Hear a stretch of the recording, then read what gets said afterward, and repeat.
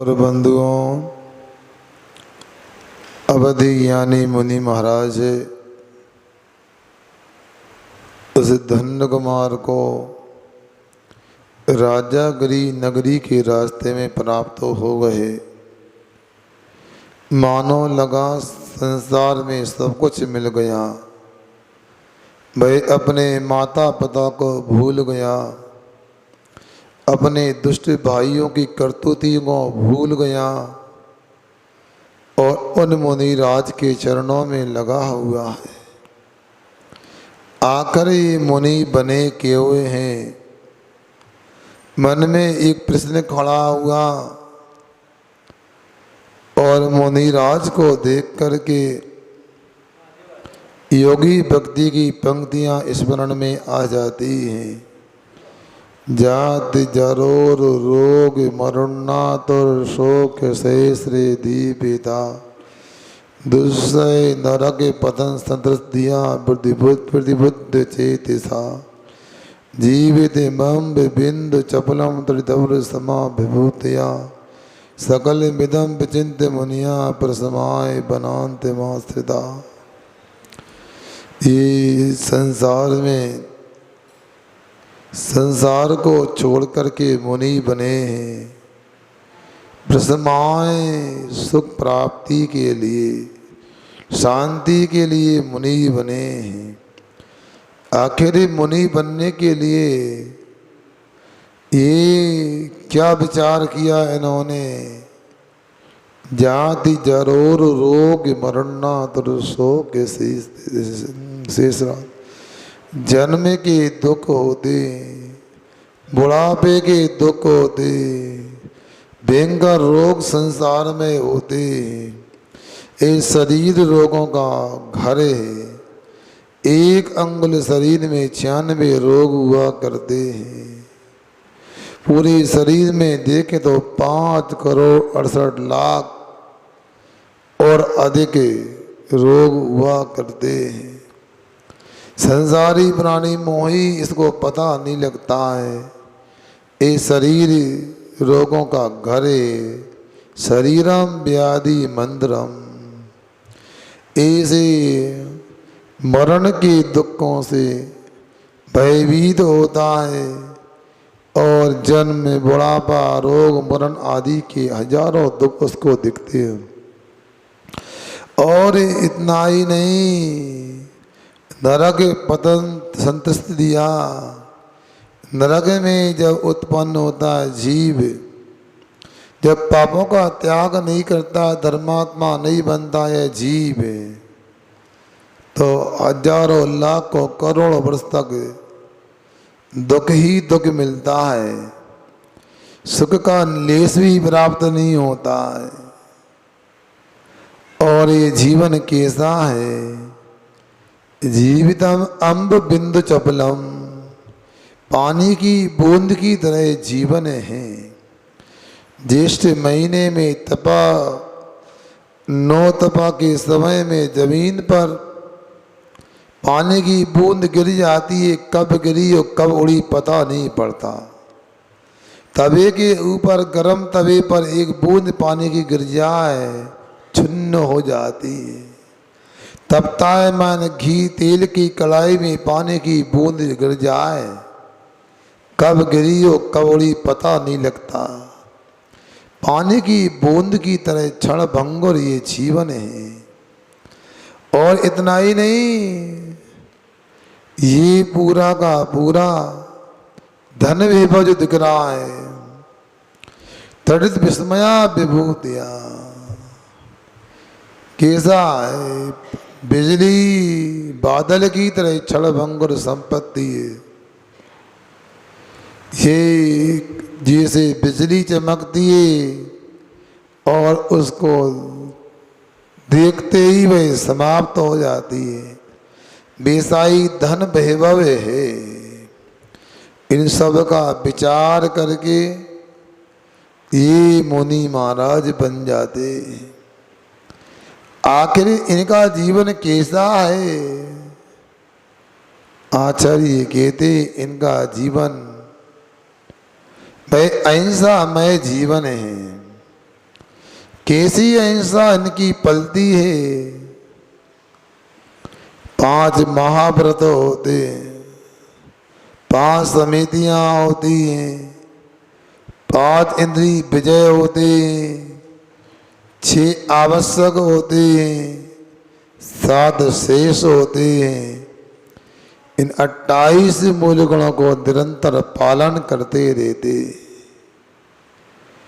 भाई हमेशा हमेशा के लिए मन से, वचन से, काय से, करने से, कराने से, समर्थन करने से, 9 कोटि से संपूर्ण हिंसा का त्याग करते हैं। चाहे त्रसजीव हों, चाहे स्थावरों में पृथ्वी कायक, जल कायक, अग्नि कायक, वायु कायक, वनस्पति कायक जीव हों, एक एक जीव की रक्षा करना ही इनका जीवन है। चलते हैं नरक नरक के पग रखें, पाले करुणा अंग। एक एक कदम को देख देख करके रखते हैं, क्योंकि अहिंसा का पालन करते हैं। भाई जब भी बोलते सत्य बोलते हैं, ऐसा कुछ भी नहीं बोलते जिससे किसी को कष्ट हो जाए। असत्य तो उनके लिए कभी सपने में भी नहीं आता है। अणुवृत्ति होता है मिट्टी और पानी, इसको बिना दिए ले लेता है, मगर महावृत्ति है, सत्य महाव्रत है। इसलिए सत्य महाव्रत में हित मेरी प्रिय बोलते मगर चोरी भी नहीं करते। अणुवृत्ति तो मिट्टी पानी लेता, ये बिना दिए मिट्टी पानी भी नहीं लेते हैं। ब्रह्मचर्य का पूरा पालन करते हैं। 10 प्रकार के बाहर के परिग्रह, 14 प्रकार के अंदर के परिग्रह का त्याग करने वाले अपरिग्रह महावृत्ति हैं। ऐसे 5 महाव्रतों के धारण करने वाले ये मुनि महाराज हैं। धन्य है मेरा जीवन, धन्य हो गए मेरे नेत्र, इनके आज दर्शन मिल गए।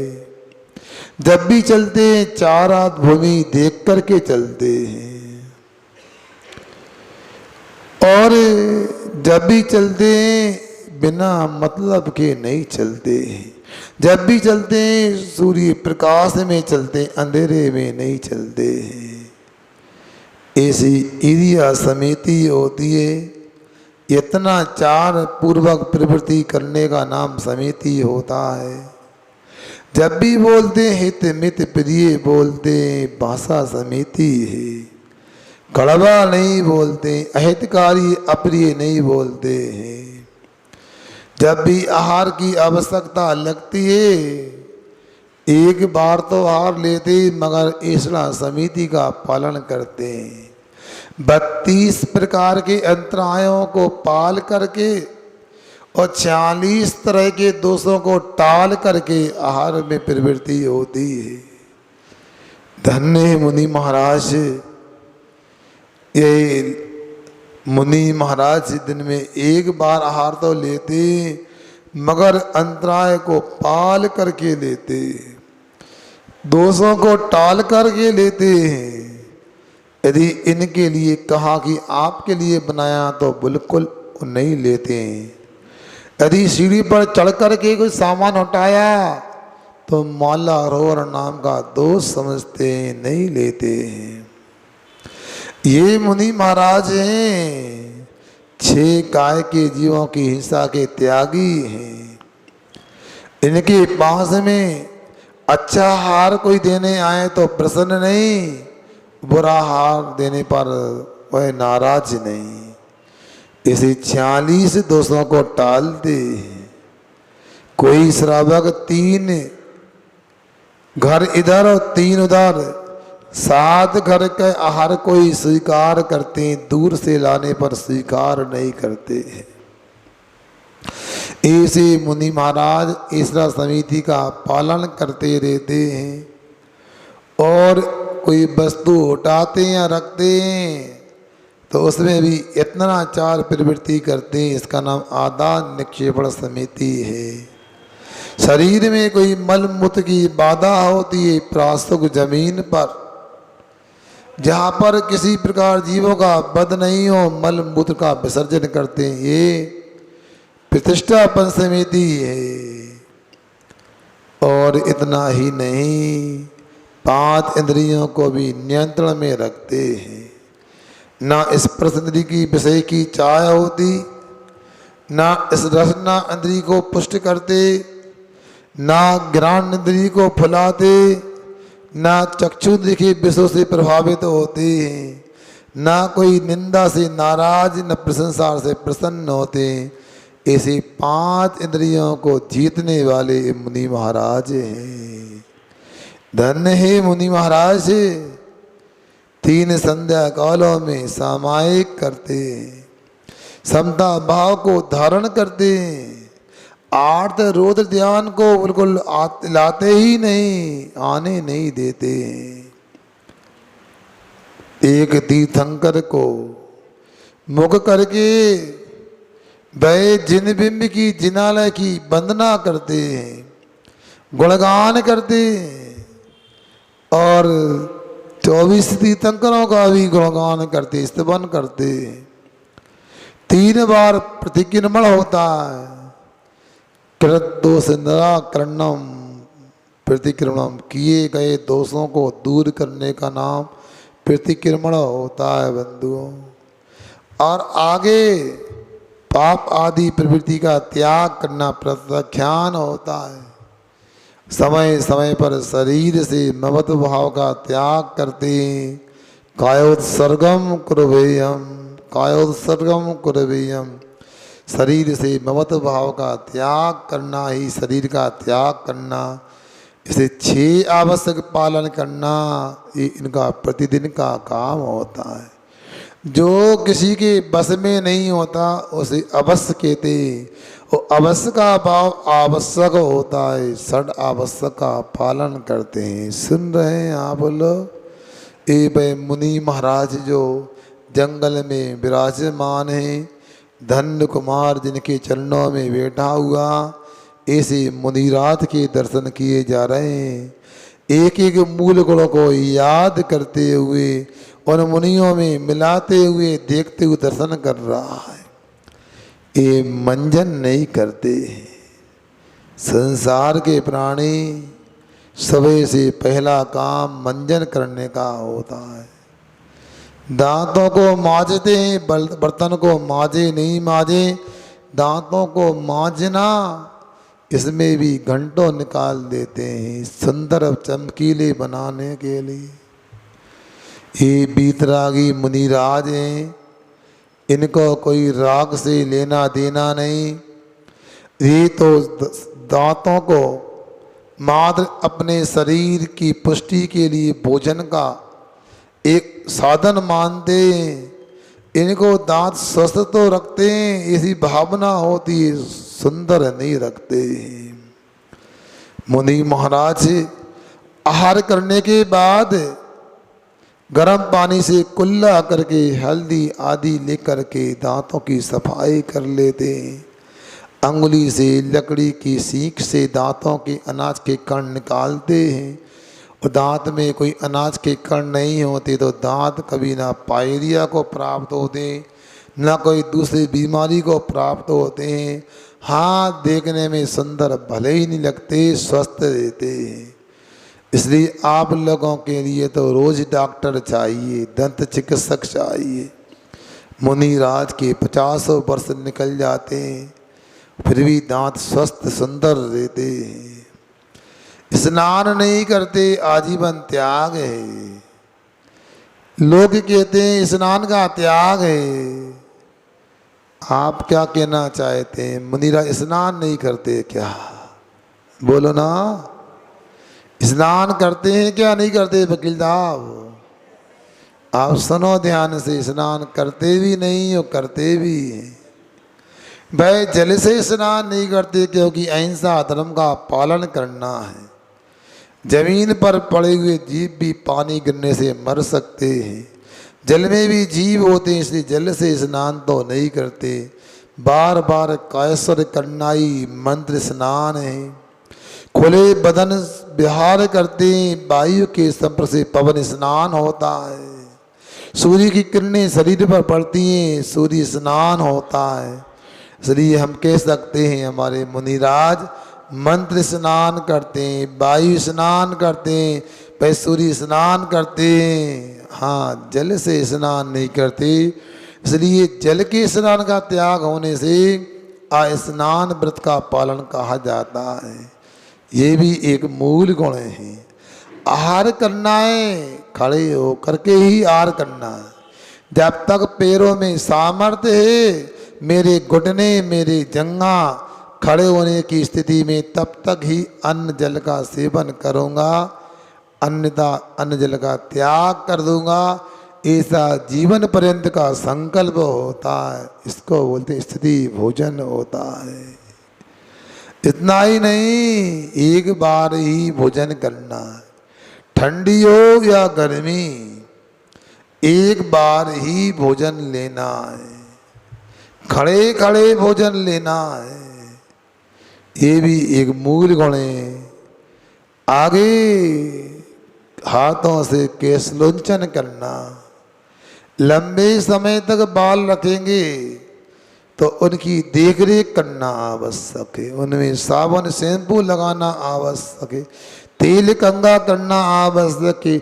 नहीं किए जाएगा तो जुआ लीक हो सकते, जीवों की हिंसा हो सकती। इसलिए उत्कृष्ट से 2 महीने में, मध्यम रीति से 3 महीने में और जगन से 4 महीने में अपने हाथों से अपने सिर के दाढ़ी के मूँछों के बाल निकालना एक केश लंजन मूल गुण है। रात में यदि विश्राम करना है, थकान आ गई दिन भर की आवश्यक करने में, रात्रि में करवट से लकड़ी के फलक पर भूमि पर अपनी थकान को दूर करने को निद्रा लेना, ये भूमि शयन नाम का मूल गुण है। और अंतिम मूल गुण नग्नत्व है। अंदर से कसायों को त्याग किया, अंदर से भी नग्न है। बाहर से वस्त्रों का आभूषण का त्याग किया, बाहर से भी नग्न है। नग्न से भावा नागनम नागन्यम, और ऐसी नागन्य मूल गुण का पालन करते हैं। ऐसे 28 मूल गुण के धारक वे मुनि महाराज, मुनि महाराज नहीं महामुनि महाराज, मति ज्ञान श्रुत ज्ञान अवधि ज्ञान के धारण करने मुनि वाले मुनि महाराज जंगल में विराजमान है। नित्य प्रतिदिन प्रति समय नए नए दर्शनार्थी उनके दर्शन करके अपने जीवन को धन्य बनाते हैं, अपने जीवन को सार्थक समझते हैं। ऐसे मुनि महाराज धन्य कुमार को मिल गए। धन्य कुमार मन ही मन के रहा है, बोल रहा है, हे गुरुवर आप अच्छे, आपकी तस्वीर अच्छी, और मिल गए मुझको मेरी तकदीर अच्छी, मेरी तकदीर अच्छी। ऐसे मुनि महाराज जंगल में बैठे हुए, उनको देखते ही जाओ, आंखें संतुष्ट नहीं होती, आंखें थकती नहीं, आंखें तृप्त नहीं होती हैं। मन करता है 1000 आंखें बना लो और इन मुनिराज की तस्वीर अपनी आंखों में दिल में बसा लो। वह धन्य कुमार उन मुनिराज के चरणों में बैठा हुआ है। टकटकी लगाकर इनका ध्यान पूरा हो तो मैं कुछ पूछूं, और वह मुनि महाराज अपने आत्मा में लीन हैं। यो चिंत निज में थिर भयो, सो अखत आनंद लहो, सो इंद्र नाग नरेंद्र माँ अरविंद के नाही कहो। क्या है मुनिराज का जीवन, जो वचनों से कहना संभव नहीं है। ऐसे आनंद में डूबे हुए हैं जैसे जलेबी चाशनी में डूबी होती है। वैसे ही मुनि महाराज अपनी आत्मा में लीन हैं, अकथनीय बचना गोचर आनंद का आनंद अनुभव कर रहे हैं। इंद्र को अभी भाई आनंद संभव नहीं, अहिमिंद्र के सौभाग्य में भाई आनंद नहीं, नागेंद्र को संभव नहीं, नरेंद्र चक्रवर्ती को भी भाई सौभाग्य नहीं। जो मुनि महाराज अंदर में डूबकर आनंद प्राप्त करते हैं, वे संसार के किसी को भी कोई भी विषय में संभव नहीं। ऐसे मुनि महाराज वहाँ विराजमान हैं, ध्यानस्थ मुद्रा है, धन्य कुमार जी बैठे हुए हैं। कब ध्यान पूरा होगा, कब मुनिराज से चर्चा की जाए कि कब मुनिराज बोलेंगे, मगर मैं जब तक नहीं बोलेंगे जाऊंगा नहीं। कहाँ मिलते हैं ऐसे मुनि महाराज?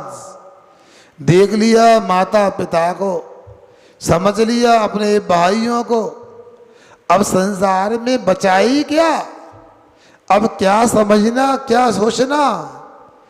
यदि संसार में कोई शरण है तो यही है शुद्धात्म और पंच गुरु जग में शरणा दो। मोहि उदय जी के बिता आन कल्पना हो। निश्चय ने से इस शुद्धात्मा ही मेरी शरण है।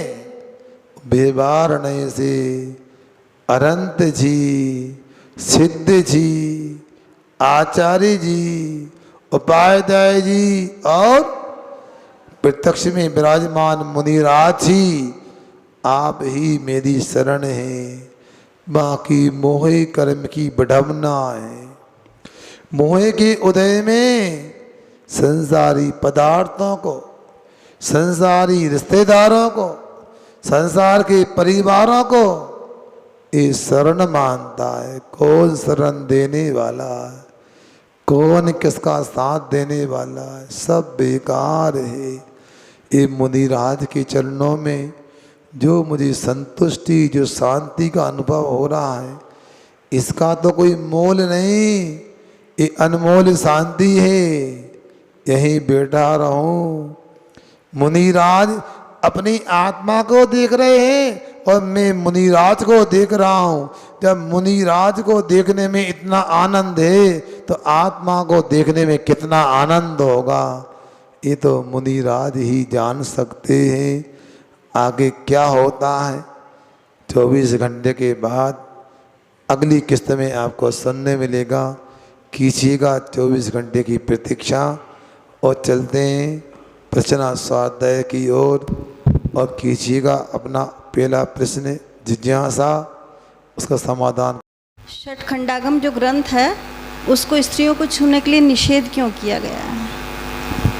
बहन जी ऐसा है, षटखंडागम जी ग्रंथ को स्त्रियों को छूने का निषेध किया है। ये आपको कहाँ सुनने पढ़ने मिला? पहला मेरा प्रश्न यह है। षटखंडागम स्त्रियों को छूना निषिद्ध है, ये आपको कहाँ से प्रमाण मिला? कहाँ, किसने कहा आपसे? महाराज जी मंदिर में रखा रहता है तो उसको हम लोग को नहीं। मंदिर में रखा रहता है मगर किसी ने मना किया क्या? हाँ। किसने मना किया? मंदिर के जो व्यवस्थापक हैं तो मंदिर के व्यवस्थापक से पूछो कौन सा स्वाध्याय उन्होंने किया है। व्यवस्था ऐसी नहीं होती, आगम के अनुसार व्यवस्था होती है। षटखंडागम एक महान पवित्र ग्रंथ है, मैं मानता हूँ। परम पूज्य आचार्य दर्शन स्वामी के उपदेश से आचार्य पुष्पदत्त बुद्धवली महाराज ने लिखा, ये भी सत्य है। मगर हमारे गुरु महाराज कहते हैं जिनका आरंभ परिग्रह का त्याग नहीं है, आरंभ त्याग नहीं है, अर्थात आठवीं प्रतिमा नहीं है, वो उनको दूर से विनय करें।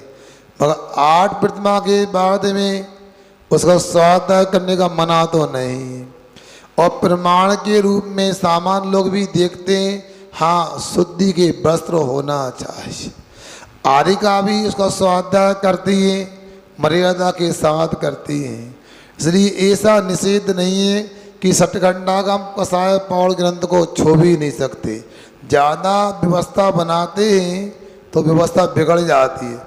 उतनी ही व्यवस्था बनाने का प्रयास करें जितना आपको ऊपर वालों ने अधिकार दिया है। ज़्यादा व्यवस्था है ना मंदिर की बनाना न जनवाणी की बनाना चाहिए। अपने को इतना पता नहीं है षटखंडागम ग्रंथ क्या होता है, उसके 6 खंड क्या होते हैं और 6 प्रकार की बातें करते हैं।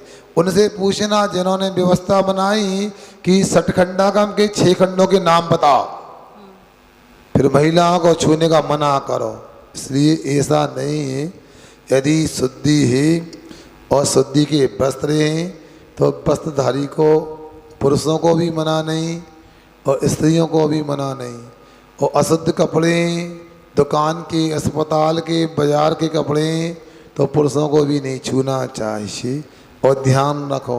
और दूसरी बात, आप लोगों के शौचालय के यदि कपड़े हैं आपको तो कोई भी ग्रंथ नहीं छूना चाहिए। श्रावकाचार को छूना भी उसको योग्य जिसके इता योग वस्त्र शुद्ध हैं। अरे मान लो पूरी शुद्धि नहीं है तो शौचालय के कपड़े पहन के कैसे हैं, शौचालय में चड्डी पहन के गए आ गए, उसको अभी परमिशन नहीं दूंगा मैं। तो बिनिया आचार का पूरा पालन करना। मैं अणु व्रत लेना चाहती हूँ, उनको कैसे लेना चाहिए अणु व्रत? अब देखो ऐसा है, सामान से अणु व्रत तो ये होते हैं मैं हिंसा त्रिजीवों की हिंसा नहीं करूं, मैं स्थूल झूठ नहीं बोलूं, बिना दी हुई वस्तु नहीं लूं, मैं ब्रह्मचर्य अणु व्रत का पालन करूं, परिग्रह का परिमाण करूं, ये अणु व्रत होते हैं। आप प्रतिमा रूप में लेना है तो फिर आपको पूरा प्रतिमा का स्वरूप समझना चाहिए। और अणु व्रतों को पालन करने के लिए मर्यादा का भोजन करना, सूर्य अस्त होने की 48 मिनट पहले चारों प्रकार आहार का त्याग करना, सूर्योदय के 48 मिनट बाद पानी वगैरह लेना इत्यादि बातें, अशुद्ध दवाइयाँ नहीं लेना, इन सब बातों का ध्यान रखना होगा। इसलिए अच्छे से श्रावकाचार को पढ़ लें या समझ लें। ऐसा नहीं होता कुछ पालन करें कुछ ना करें। अपने लिए पहले साधना करो, समझो, समझ करके साधना करके व्रत लेते हैं। व्रत पालन करने में आनंद भी आता है और दोष भी नहीं लगता, हंसी के पात्र भी। जो साधु मुनिराज बुद्धि रिद्धि और औषधि रिद्धि से संपन्न होते हैं उन्हें क्या औषधि संपन्न होते हैं? अब उनको क्या रिद्धिधारी मुनि महाराज बोलते हैं। अब बात अलग है, 64 रिद्धियाँ होती हैं। अब उनमें किसी का औषध रिद्धि होती है। अब औषधि रिद्धि भी अनेक प्रकार की होती है। उनके मल के माध्यम से वायु टकराती है, उससे भी रोग ठीक हो जाते हैं। और भी उनके छूने से रोग ठीक हो जाते हैं। उनके पसीना आदि से रोग ठीक हो जाते हैं। बुद्धि रिद्धि अनेक प्रकार की होती है। इस प्रकार से जानना चाहिए। उनको रिद्धिधारी मुनिराज ही कहते हैं। कर्मों का वह किस आधार पर मिलता है? जैसा बोते हैं वैसा ही काटते हैं। बबूल का बीज लगाते हैं तो बीज के अनुसार कांटे लगते हैं। कांटों का आप जानते हो फल क्या होता है? कांटे लगते हैं, गिरते हैं, चुभ जाते हैं, दर्द होता है। आम का बीज लगाते हैं तो आम के फल मिलते हैं। आम के फल मिलते हैं, पकते हैं, गिरते हैं तो मीठा लगता है। इसी प्रकार से हम बुरे काम करेंगे पाप कर्म का आश्रय बंद होगा, उदय में आएंगे हमें प्रतिकूलताएँ मिलेंगी। पुण्य कर्म का अच्छे काम करेंगे पुण्य कर्म का आश्रय बंद होगा, उसे अनुकूलताएँ मिलेंगी। कर्म के अनुसार ही फल मिलता है। इसलिए अपने को मन से, वचन से, काया से अच्छे काम करना चाहिए ताकि हमें प्रतिकूलता ना मिले और ऐसा ही हमें धर्म का मोल प्राप्त हो। समाज में कुछ लोग खुद आगे आगे करते रहते हैं, सबको मौका क्यों नहीं देते हैं? सब लोगों को समाज में अधिकार नहीं है। मेरा प्रश्न मैंने किया, उसका उत्तर भी मैं देता हूँ कि समाज में कुछ लोग ऐसे होते हैं करते भी नहीं और करने भी नहीं देते। समय भी नहीं और दूसरे के समय का उपयोग भी नहीं करते हैं।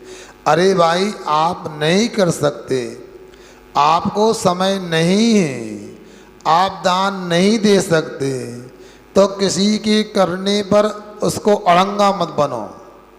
भयंकर पाप कर्म का आश्रय बंद होता है, अंतराय कर्म का आश्रय बंद होता है। कहना तो वो सरल होता है कि आप ये गलती करते हो, आप में ये दोष है, आप में ये त्रुटि है, सामने आके बताओ। हम देखते हैं कई बार कि लोग करते तो नहीं, करने वालों का पर्याप्त उत्साह नष्ट करते हैं, हतोत्साहित करते हैं। ये बिल्कुल समाज में व्यवस्थाएं ठीक नहीं है। मैं उन लोगों से कहना चाहता हूँ, और मेरा इस संग का समाधान सुना देना उन लोगों के लिए। वो यदि कुछ सहयोग नहीं कर सकते तो ना सलाह देने की कोशिश करें, ना बाधक बनने की कोशिश करें। यदि उनको अच्छा नहीं लगता, उन्हें उनकी दुकान व्यवहारिक है, उनका घर उनके लिए व्यवहारिक है। उनकी आवश्यकता ना समिति को है ना महाराज को है। मैं ज़्यादा नहीं बोलना चाहता हूँ, मगर मैं कुछ दिनों से यहाँ भी अनुभव कर रहा हूँ। एक दो लोग ऐसे हैं, उनको मैं कह सकता हूँ विघ्न संतोषी हैं। उनको अच्छे काम में बाधा उत्पन्न करना ही उनका स्वभाव बन गया है। ऐसे लोगों का अच्छा भविष्य नहीं है। इसलिए व्यवस्थाएं करना कितना कठिन होता है। एक व्यक्ति तन भी देता है, मन भी देता है, धन भी देता है, और दूसरा व्यक्ति ना तन दे सकता, ना मन दे सकता, ना धन दे सकता। करोड़ों की कमाई करना ही उसका एकमात्र ध्येय होता है। उस बुद्धू को, मूर्ख को ये समझना चाहिए, धन की 3 दशा होती हैं, दान, भोग और नाश।